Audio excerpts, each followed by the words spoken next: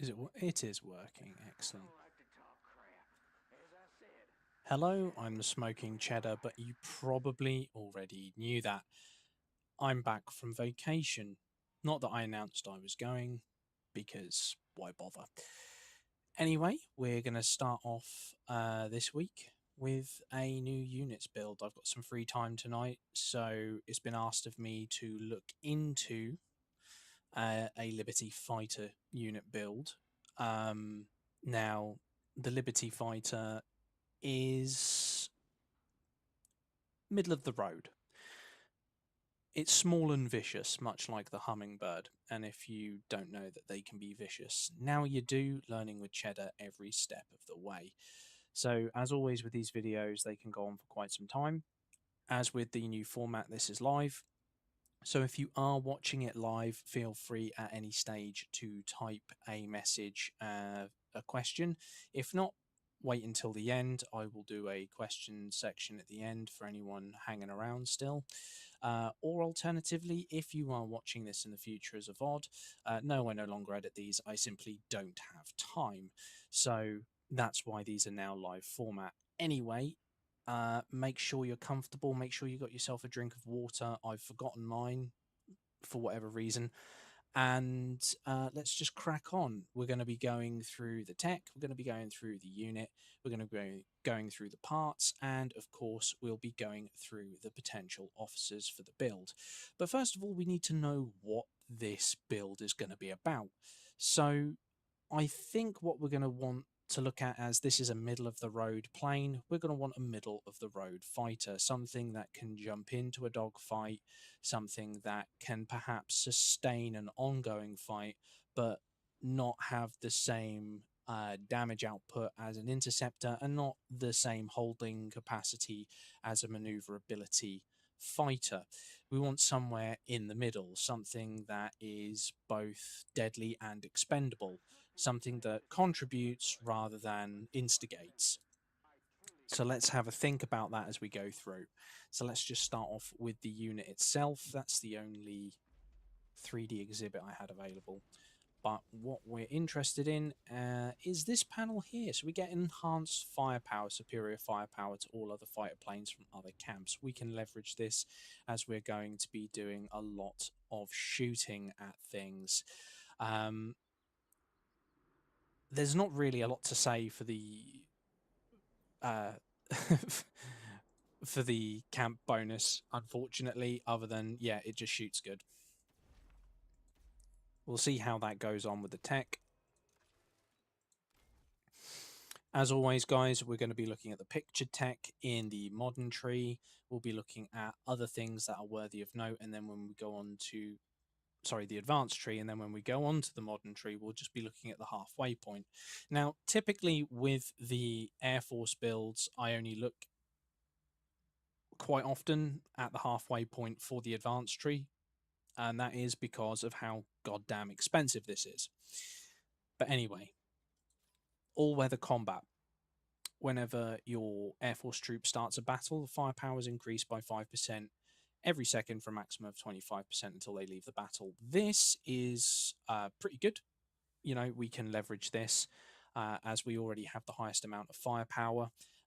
So this is a pretty good starting point for the building blocks of our hummingbird build. I like this. We're going to get up to an additional 25% bonus firepower. We can use that. We can definitely use that. Obviously, these two are going to be resistance and intensity. We have maneuverability. We're not overly interested in that. Air Force speed, neither are we interested in that. Bomber, not really bothered. I think those are bombers. This is fighter. Damage intensity bonus. This one we will want to have maxed out. This is going to be very useful. Fighter plane HP. Again, this is going to be a fighting unit, so we're going to want that HP as well. Training speed. Now, for those of you who have been engaged in air battles extensively during Conquest, you'll know that training speed will make or break an ongoing air battle. Fighter plane intercept bonus. This is not going to be an intercept build, so I'd recommend the minimum for this one. And obviously, firepower, harass capability, I'd recommend minimum. We don't need to max this one out. and fighter plane, anti-air firepower. This one we do want to have that maxed out as well as again, you have to kind of really get the Air Force training speed. Cobra maneuver. This will give us a chance to dodge, basically. This will increase our maneuverability. It's not particularly relevant for our build, but it is nice to have. And of course, you need it anyway to get to the end of the tree. So that's pretty good. Let's have a look at the modern Air Force tree. Starting at the halfway point and moving back. When a fighter plane troop is not moving, it gains 5% firepower bonus for every 5 seconds, and it stacks up to 3 times and lasts until the fighter troop starts moving again. So this is going to play into our build really heavily because we're looking to join a fight, we're looking to then continue that fight, we're not looking to chase them around with intercept, we're not looking to, we want to bait someone into a fight, we want to then shoot them down. So we're looking for a static holding pattern, which by not moving, the game means this. Although the unit itself is moving, you'll notice that it is not moving off this grid. This is what it means by not moving, just in case you weren't aware. Just in case I weren't aware. Airplane. Air Force training speed, again, this is going to be key for us. Air Force damage resist when attacked by fighter planes. This is going to be key. We're going to want that maxed out. Ground cruise, as a recovery rate, we're not really interested in that. Air Force firepower, that we will be interested in. Base HP, not relevant to the build, but you may as well get it while you're there. Oh my god, live. I don't have so many snacks. Look, I will talk extensively. The amount of stuff I cut out in my videos, you'll see why I don't have time to do them anymore. Base damage intensity, we're not really interested in that. Fighter plane intercept bonus, we just want the minimum on that one. Air Force training speed, again, that is going to be key for the build, as well as the Air Force firepower and the Air Force HP. We're going to need both of those as well. So those are going to be pretty important. Reserves recovery rate, kind of nice. I'd pick it up, but again, not particularly relevant. So let's move on over to the components. Fighter plane, filtered by versatile. Okay. So first thing we need to establish is there any difference between the golds? Firepower and firing accuracy across the board. That's pretty tasty. Looks like that's going to be the same. Intercept bonuses and firing accuracy. And that's going to be the same as well. So we've got no deviation in parts. HP and maneuverability. So the auxiliary systems. Now, this build might have a little bit of HP lacking.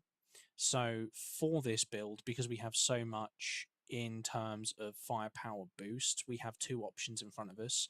For the slot 4s, we can either go double firepower or we can go single firepower and HP. Personally, for how we want this build to go, I would recommend a single firepower, single HP.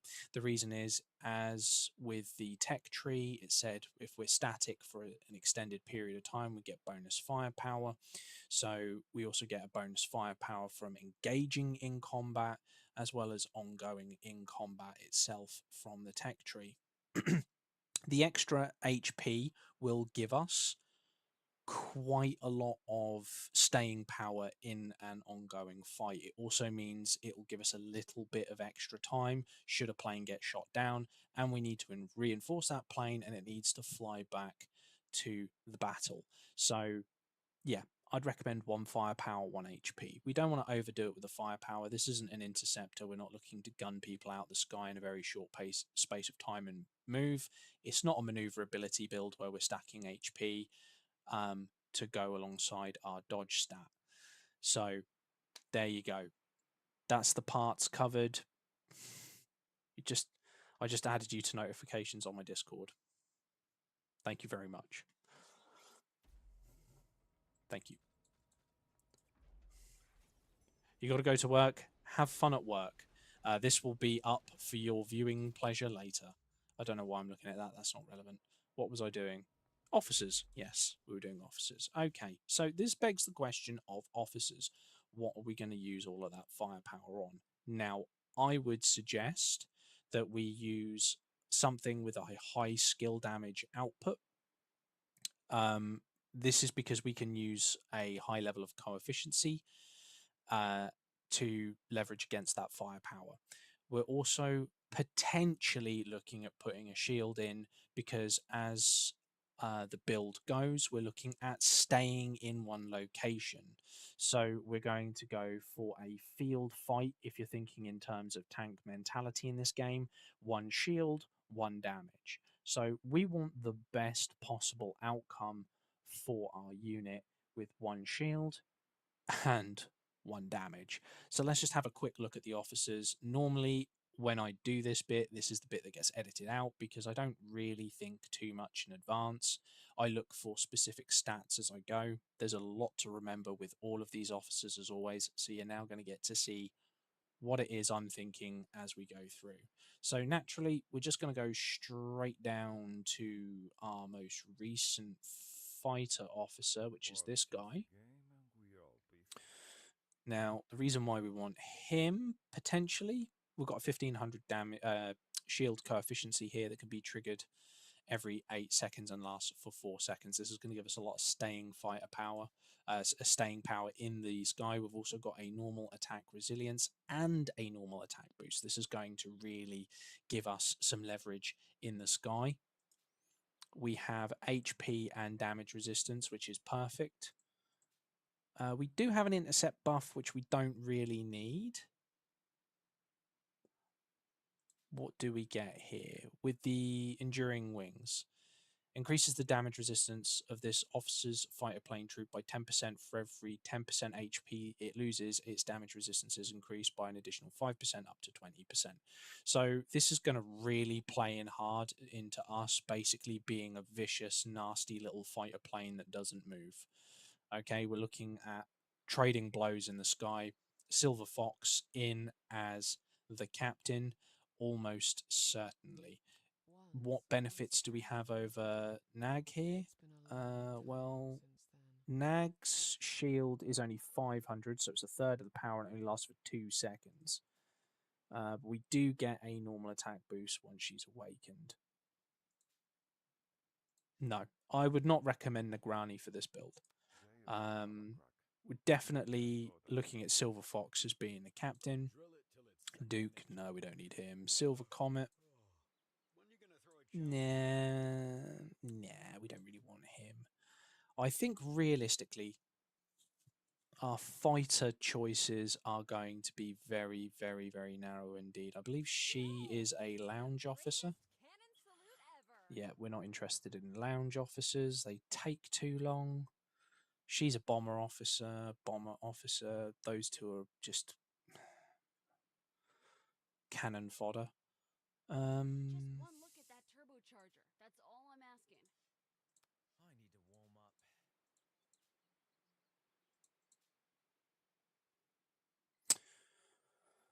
Polar Phantom.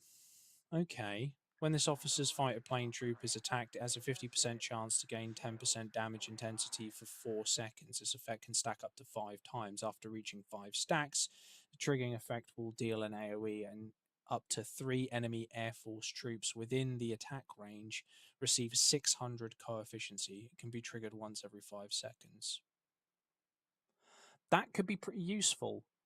That means in a 10-second cycle, because remember, guys, we've got 8-second charge time, then 2 seconds for the aid, typically on the ground. That's not the case in the air, but we always think in terms of ground because it is the base mechanic for the game.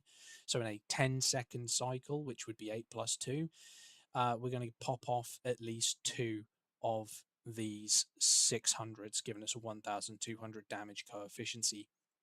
However, there is a big but. Everyone doesn't like Bladewing. The amount of people that say to me, "Oh, he's not very good," I will tell you now, I have no problems with using this officer whatsoever on my interceptor, and we do get a upgraded tactical skill straight out the gate once he is awakened, and I will tell you why I think this is going to be a good aid to sit on that Liberty fighter. While this officer's fighter plane troop is in combat with an enemy Air Force troop, every 4 seconds it deals damage to the enemy of coefficiency, in this case of 1100. It has a 75% chance to reduce the enemy's cruising speed for 50% for 4 seconds, has a 25% chance to deal damage to itself. Now, the 25% chance of it damaging itself is a bit of a bummer. Hi, Iceman. But it's not the end of the world that we're going to be dealing a little bit of damage to ourselves. In many ways, we can benefit from that, as we are going to then basically trigger. We're going to trigger this mechanic, increasing our damage resistance for every 10% HP loss.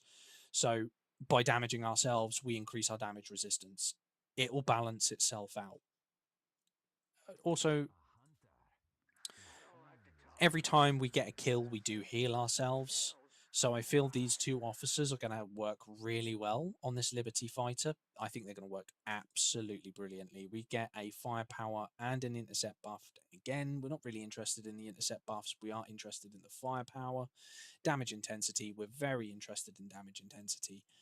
And of course, the awakened skill is just the tactical skill that has been upgraded. So what skills would we train in the event we use these two officers? So we'll just go save formation quickly, so I can give you guys a visual by just removing the skills. So Silver Fox is going to be our captain in this build. Let's have a look at specials. What specials could we use that would be really beneficial to us? Maneuverability, not really. No, that's a bomber. Bomber special. That's a bonus shield. Not really interested in the bonus shield. Critical strike. Nah, he's a. Nope, don't really want that either. Maneuverability and damage resistance. We've not really got a lot to choose from.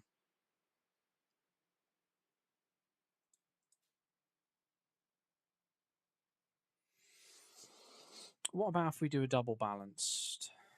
Oh, we've even got less to choose from. HP, firepower, damage intensity. Okay, so we'll probably do a double balance buff for this one. So we're going to go with the HP firepower bonus.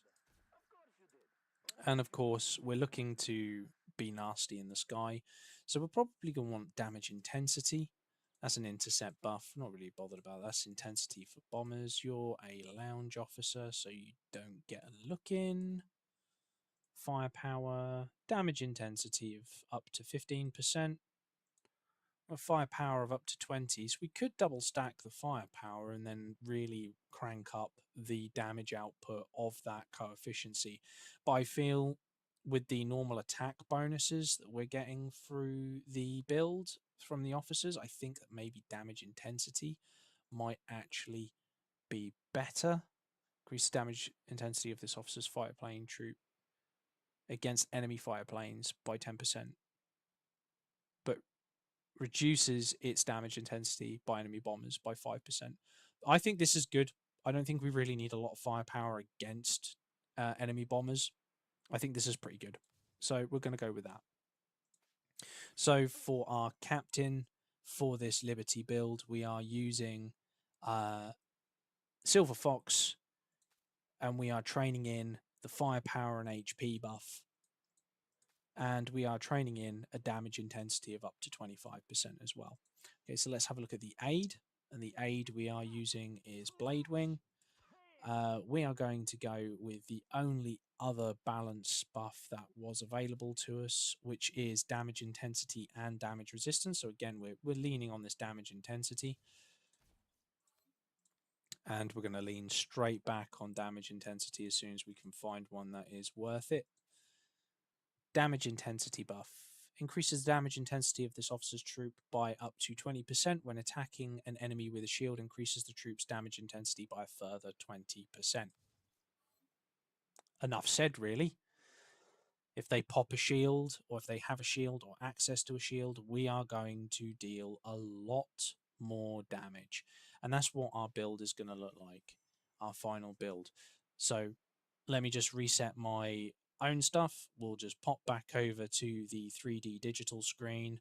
We'll have a quick breakdown of how this unit can be used, why we're wanting to use it in this way.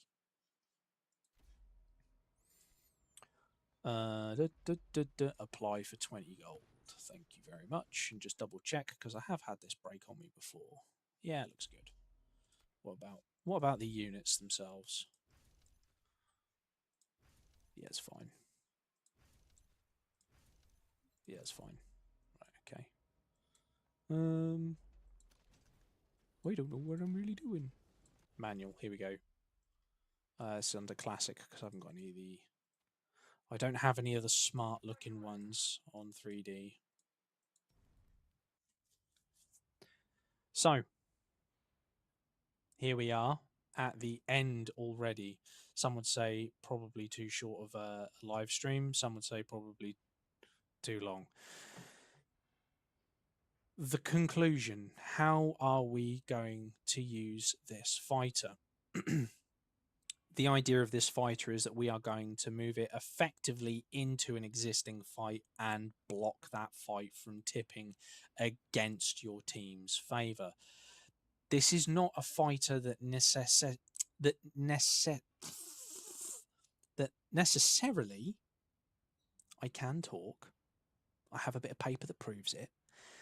This fighter is not necessarily designed to engage. That's the job of an interceptor. This job is predominantly combat support.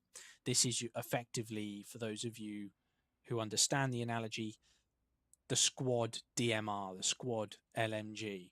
This guy is designed to lay down the hate on a target that is already engaged. You can engage with this, but this is not a unit you're going to be able to chase with. It's not an interceptor. And it's not going to be one that you can tank an enemy base with. It's not a maneuverability and dodge build. This is not a high HP blocking build for a fighter. It's not designed to take the damage of other enemy units. This is designed to turn up to a fight, for you to leave it on a single grid square, and for it to start dealing a lot of damage. And should it be targeted, it has the capacity to defend itself. This is designed to turn up second to a fight, and it's designed to be the last one standing. Plain and simple. Doesn't mean, like I said, you can't intercept with this. It doesn't mean that you can't engage with this. This is effectively, it will do that. Personally, I wouldn't recommend it. That's all I'm going to say. Yes, I could have gone with a double damage, or I could have gone with a double shield. But the problem with going with those types of builds is that it's leaning you more towards one direction than another. This is a scrappy build. We're looking to trade punches with our enemies. We're looking to leverage that natural higher firepower. We're looking to leverage high levels of damage intensity. And we're looking to basically run the enemy out of a grid, a combat grid. We want them to go, do you know what? I don't want to go near that enemy fighter. It's looking pretty nasty. So this is going to rely quite heavily on you getting those techs in order for this build to work. But it's not the end of the world if you can't get those techs. Most of your unit build is down to the parts, and it is down to the officers. The techs are a hefty boost, admittedly, but you can run these builds without those techs.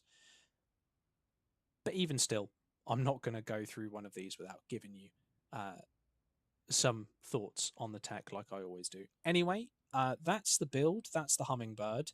It's small, it's nimble, it's vicious, and it stays in one spot for an extended period of time. Kind of like a hummingbird, I guess, just sort of floating there. So, has anyone got any questions?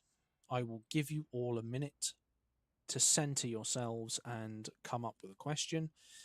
While you do that, I will, I don't know, look cool, I guess. Maybe I'll show you guys my build for my fighters. Ooh. While you think of something, if you think of anything.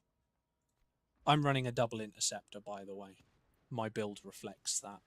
We are using double interceptors here, and yes, that is a awakened lounge officer that, if you followed along with the series, I did get. Could have got 2 months earlier, but I messed up a couple of times. But yeah, there we go. That's my that's my primary interceptor. That's my secondary interceptor. We're going to be working on them once I've completed the navy, which is on its way to being sorted out. I will assume from the lack of comments in the comment section and the live chat that there is no one that wants to ask anything specifically. What about Negrani as an aid? Well, Negrani is a good aid.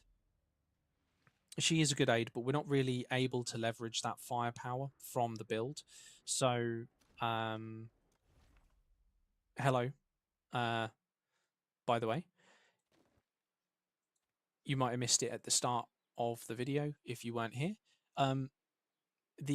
We're getting enhanced firepower bonuses just there. So we want to really leverage that firepower as much as possible. One of the best ways we can leverage firepower is to use damage coefficiency. So that's why we've gone with we had two options realistically for officers, and that's why I suggest Blade Wing for the excessive amount of damage we can pump out. What are the best starting officers? Well, that's a broad question, Iceman. It's a very broad question. It depends heavily on what fighters you have and what fighters you intend on developing. If you're looking for the most flexible ones that you can slot in and out at will, I would recommend Blade Wing. He's a little older now. He's a little long in the tooth. If not, I would also recommend Sky Jockey. Both of these officers are fairly interchangeable with most builds, and so is Polar Phantom. Fleeting Arrow and Darkwing. Which one's Fleeting Arrow? Is that one of the... Not a fair comparison, because this is a lounge officer, and now I don't typically cover lounge officers on my channel. I don't think they're particularly fair to cover because of the length of time it takes for them. It takes you, if you're a free-to-play player, to acquire one. I think it took me about 12 months or 14 months. The videos are up on the channel if you are interested. And we're now seeing a release of new free-to-play officers, which are effectively making lounge officers redundant, which basically means if you want a lounge officer, which would technically be better than the free-to-play officer, you're going to have to invest money in order to buy them at this moment in time.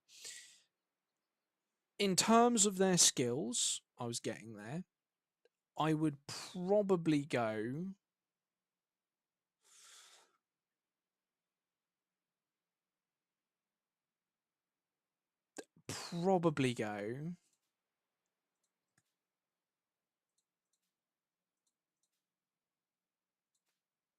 Yeah, I know what that says. I've got Fleeting Arrow. Right, so there's a couple of reasons for this. It's more common or I'm seeing it more often now that people are using Martyr fighters. That seems to be the go-to for a lot of people. And it's a good fighter. All of the aircraft are, if you're prepared to utilize certain mechanics in certain ways. If you build a dodge-based fighter by using a lot of maneuverability stat and you had Fleeting Arrow on it, hands down, she would beat up. She would just dominate my interceptor. The reason being is we have an increased dodge rate here of up to 25%. That is huge. We've got a damage resistance as well. We've got a massive, not so massive damage intensity buff, but it can stack. We've got another bonus to the damage intensity and damage resistance.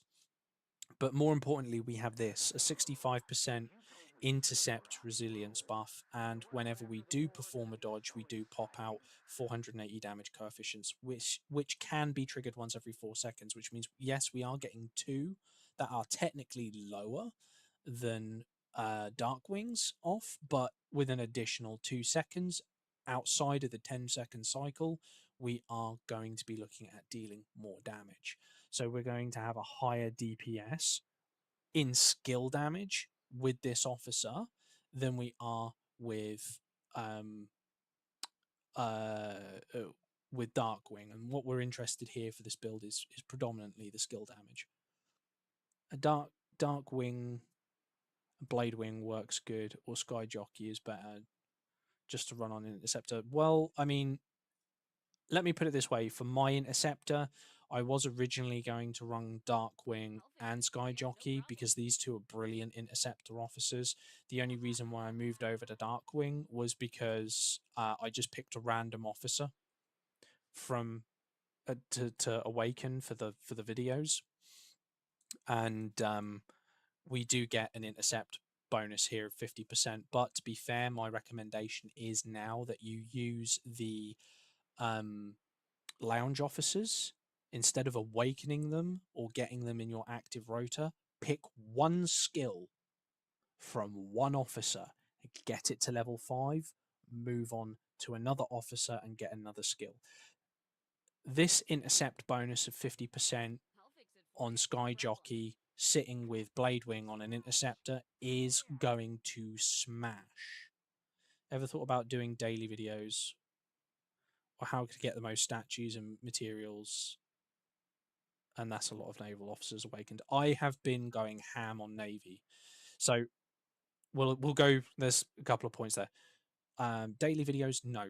Simply don't have the time anymore.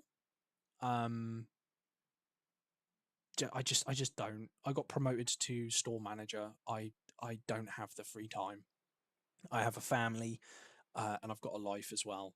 I do these as a way to record my life. Effectively, I'm interested in a game. I will record myself enjoying it. Should something happen to me, my family have a digital record of my face, my voice, doing something that I enjoy. I have no intention of trying. I have been offered by YouTube twice to monetize my channel. I'm not interested. I have also done live streaming on Twitch for several years, from about 2019 to about 2023, I think, and I gave up doing that as well because it was just daily content, and it got to the point where I was expected to, you know, to go out and do it. If it becomes a job, it's not fun. In terms of Navy officers, yes, that is a lot of Navy officers awakened. I am going ham on Navy because whether you like it or not, or I like it or not, this is going to be one of the biggest things going forwards. It's why I'm focusing all my tech now, reorientating myself towards the Navy, because it's whether you want it or not, it's in the game, and the best thing to do is to jump on board that train and start pumping out your damage, your damage resistance, and just get everything up to a ready level. The only reason why I've not covered any videos is because, well, that's all the officers we've got, and I'm not looking to do any videos on the Navy until we've got some more officers in place. You're close to finishing Darkwing, so you're looking for an aid for him. If it's on an interceptor on a Vanguard, then I would definitely recommend Sky Jockey. I wouldn't say I'm the best. I would say I talk a lot, and I just happen to be on the internet at the same time as you. Anyway, guys, have you got any more questions? Game relating? I mean, we may as well make something of it. I might do another one this week, depending on how things go. I'm playing a lot of Dark Souls 3 at the moment, um, as well as Helldivers 2. So if I'm busy, it's probably because in my free time I'm doing that rather than this. But yeah.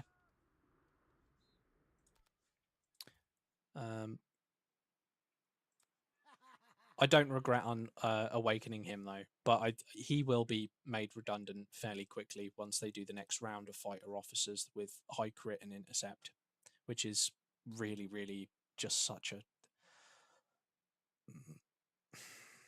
Hmm. Yeah, I'm just disappointed in it. You awakened Lady Liberty because of me. Lady Liberty. She +1 French lady with a white hat, isn't she? Where's she? There she is. Well, that's a really hard one to do because, again, lounge officer, it's going to take a year. So good for you, man. That's one hell of an officer to get up and running for your artillery units. A full +1 grid. How's my navy looking? Not too bad. Not too bad. I'm a destroyer man. I'm a destroyer man. I only sit with destroyers these days. We've got ourselves one of each from each faction. We've got a armored destroyer for base attack and soaking. We've got a missile destroyer for base damage and single target high damage, and we have a aircraft destroyer in support and base defense role. So unfortunately, though, we don't we don't have any officers. I mean, she's a lounge officer. I did think about maybe getting her awakened or getting her up and running, but to be honest, I'm just waiting for them to release another versatile Navy officer with a damage coefficient that I can just swap into this place. So we've got the missile destroyer, we've got the armored destroyer, and we've got the anti-aircraft missile destroyer here. I think there might be a battle report.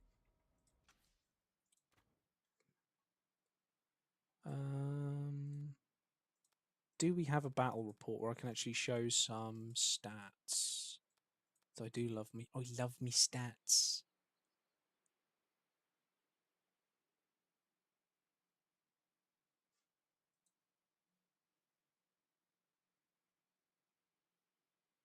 He couldn't have had anything in his base. Here we go.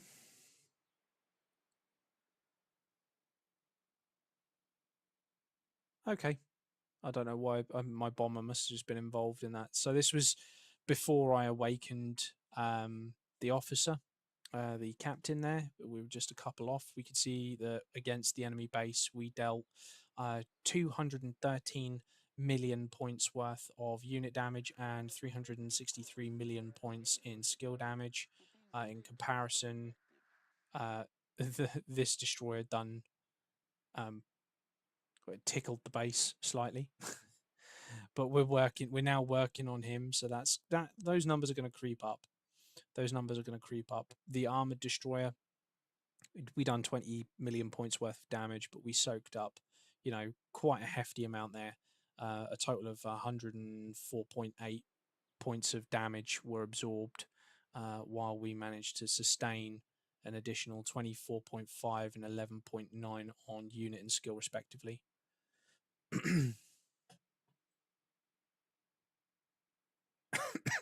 Well, and to choose between the anti-aircraft or the aircraft carrier,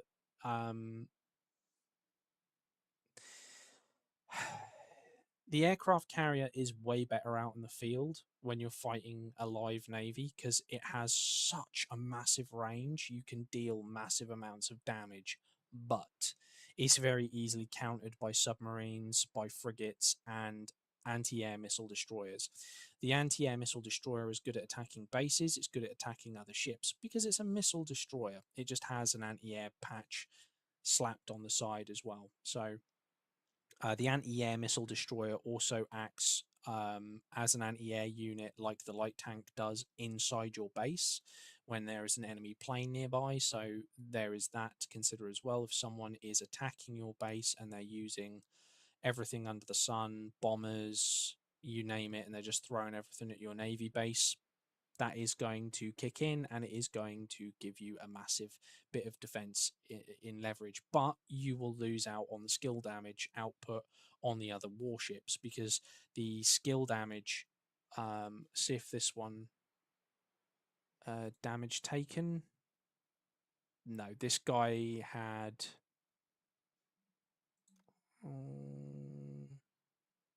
no, some bases, you'll have an aircraft carrier in defense. If I can find one, you'll see what I mean. They're particularly vicious in terms of the damage output, but I suspect that I don't have any of those battle reports saved anymore. No, these are all ground, I think. Oh no, here we've got another one. Does this guy have... Here we go, look. So this aircraft carrier did deal a total of 7.5 million in unit damage, but for some reason it wasn't dealing... Oh, well, that's why it's not dealing any skill damage. So this is the reason why I make these videos. So you'll see these two officers here. Neither of these will deal skill damage if they're attached to this aircraft carrier. That's not the officers tab. Don't make me say it twice. This tactical skill only works if she is on a missile destroyer. So, I mean, there's a little symbol. You can see that on the screen. This is why his defense wasn't particularly good. Had he had this officer equipped, he would be dealing a serious amount of skill damage because those aircraft carriers have a lot of firepower backing them up. You've been stuck on Naval Campaign 412, join the club. That's exactly the one I'm stuck on. That's exactly the one I'm stuck on. I'll show you. I say I'm stuck. I could probably do this if I wanted to, but I refuse to put my Navy past 8.0 because I'm just like that. I play mostly Silver 2 these days because it flows with the amount I am playing as a player. With how seriously I want to take the game. If I want to play super seriously, I can go into gold if I wanted to. I don't really want to play super seriously. I just want to log in, blow some stuff up, log out, and go on another game. Because not to say that I'm bored of this game, I'm not. This is easily still my most favorite video game on the desktop and on my phone. I just don't feel like I want to put that much effort into this game anymore. Because if I put that sort of level, that sort of effort into this game, I'm not playing anything else. I have so many video games to play, and if I'm just spending all my time on this, then I'm not going to get to experience Dark Souls 3, which is what I'm doing right now, which is what I'm playing at the moment. I think I've pumped in like 40 hours or something on it.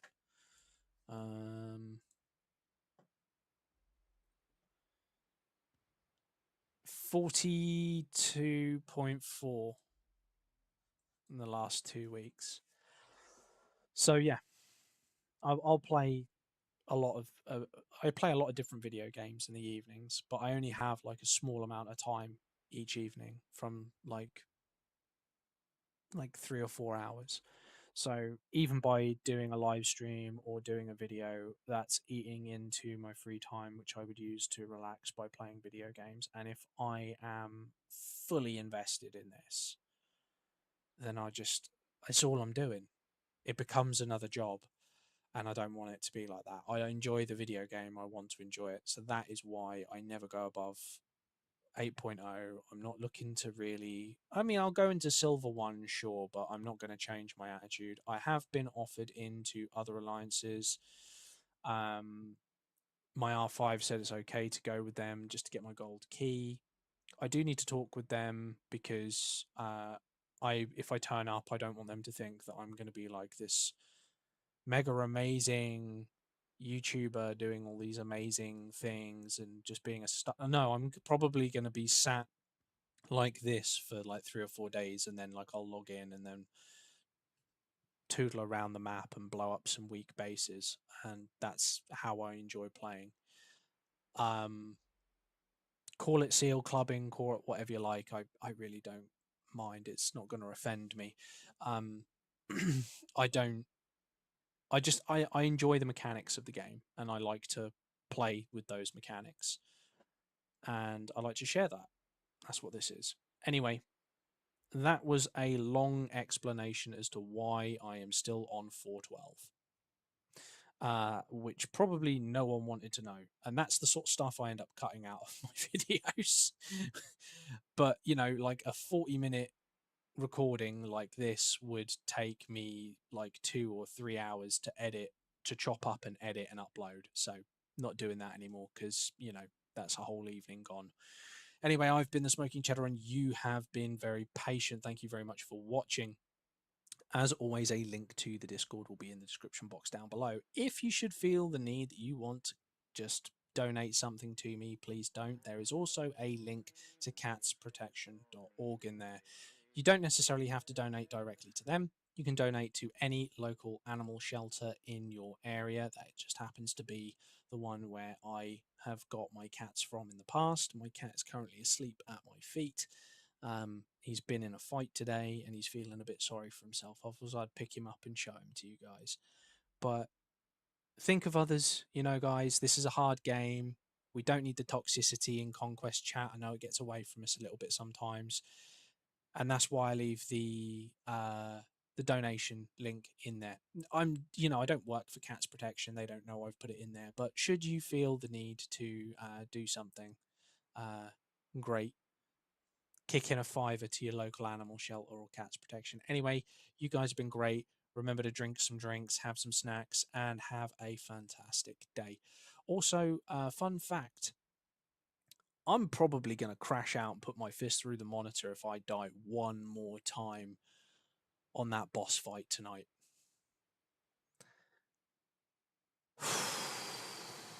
Anyway, I'm going to be in Discord, probably raging. Have a good night, guys.